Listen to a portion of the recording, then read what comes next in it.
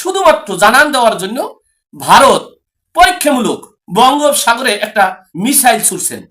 Missile ছুড়ে একটু পরীক্ষামূলক টেস্ট করেছেন যে ডক্টর মোহাম্মদ ইউনূস সাহেব, আপনার ইনকিলাব মঞ্চ, এনসিপি, জামাত শিবির, হেফাজত আর পাকিস্তান, আপনারা কি সব একত্র হতে পেরেছেন?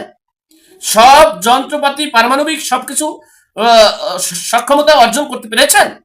আমরা কিন্তু কেবলমাত্র টেস্টমূলক একটা মিসাইল ছুড়েছি। এবং পাশাপাশি এই রাশিয়ার প্রেসিডেন্ট, রাশিয়ার রাষ্ট্রদূত আলেকজান্ডার খজিনো কিন্তু বলেছেন, আপনারা এখনো সতর্ক হন, উত্তেজনাকে পরিহার করুন, আলোচনার মধ্য দিয়ে সমঝোতা করুন, ইনক্লুসিভ নির্বাচনের পরিবেশ করুন, সকল রাজনৈতিক দলের নির্বাচনের ব্যবস্থা করুন এবং নিবন্ধন স্থগিত করাকে প্রত্যাহার করুন।